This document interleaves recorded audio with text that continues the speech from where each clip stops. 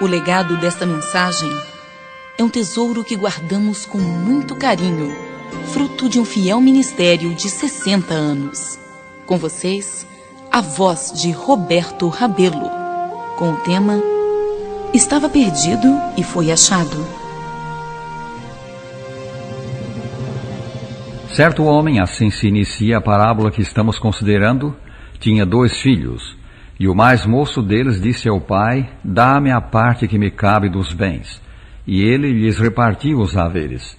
Passados não muitos dias, o filho mais moço, ajuntando tudo o que era seu, partiu para uma terra distante, e lá dissipou todos os seus bens, vivendo dissolutamente. São Lucas 15, 11 a 13. Na terra longínqua, o moço dissipou todos os seus bens, vivendo dissolutamente. O caminho do pecado é o caminho onde o homem gasta, dissipa os bens que Deus lhe deu, a vida, a saúde, a inteligência, os talentos. Ele emprega prodigamente no seu próprio interesse o que o céu lhe deu para glorificar a Deus e fazer o bem ao próximo. Entregando-se às paixões da carne, à cobiça, à sensualidade, ele empobrece espiritualmente, degrada-se. Depois de ter consumido tudo, sobreveio àquele país uma grande fome e ele começou a passar necessidade. Então ele foi e se agregou a um dos cidadãos daquela terra, e este o mandou para os seus campos a guardar porcos. Ali desejava ele fartar-se das alfarrobas que os porcos comiam, mas ninguém lhe dava nada. Versículos 14 a 16. Os bens do moço devem ter-lhe parecido inesgotáveis. Ele os gastou generosamente, sem se preocupar com reposição. Mas agora eles acabaram, súbita e inesperadamente. Para agravar a situação, houve uma fome na terra. Os amigos dos bons tempos desapareceram, e ele começou a passar necessidade. Para os judeus, dificilmente poderia haver ocupação mais indigna que a de cuidar de porcos. Isso significa que o moço desceu ao mais baixo na escala do pecado. O pecado, a separação de Deus, degrada, avilta o homem. Falando a respeito da sociedade pagã do seu tempo, o apóstolo Paulo afirmou: o que eles fazem em oculto, o só referir é vergonha. Efésios 5, versículo 12. E assim o moço, que deve ter se jatado da sua independência, da sua liberdade, era agora um escravo e da pior espécie. Cumpriram-se nele as palavras da Escritura referentes ao homem que se aparta de Deus, com as cordas do seu pecado será detido. Provérbios 5, 22. Achando-se em tal condição, a pior a que podia chegar, ele caiu em si.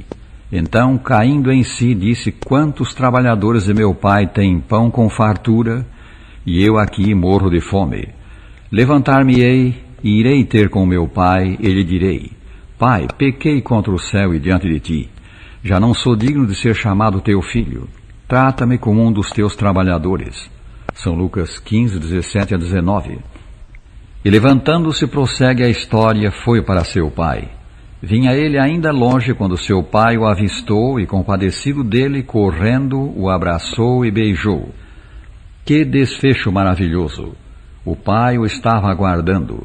O fato de que ele viu o filho quando este vinha ainda longe mostra que ele estava mesmo observando o caminho, para ver se o pródigo voltava. Ao ver o filho aproximar-se, o pai se adiantou para o receber, e ao encontrá-lo abraçou-o e beijou-o. O filho começou a fazer o seu discurso, mas não o pôde terminar. O pai o interrompeu. Cobriu os seus andrajos com o melhor vestido, reintegrou-o na posição de filho, e na sua alegria deu um grande banquete. Porque, disse ele, este meu filho estava morto e reviveu, estava perdido e foi achado. O pai da parábola representa Deus, nosso Pai Celeste.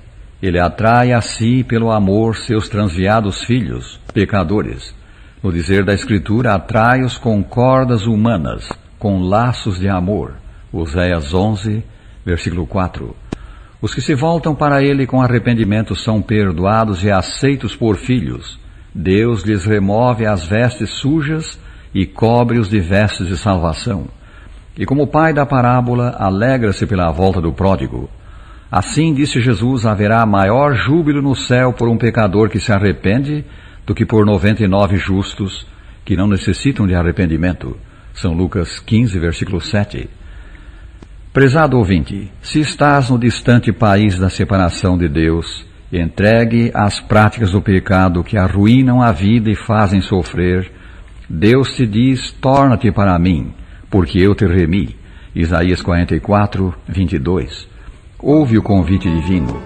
Levanta-te e vai para teu pai, agora.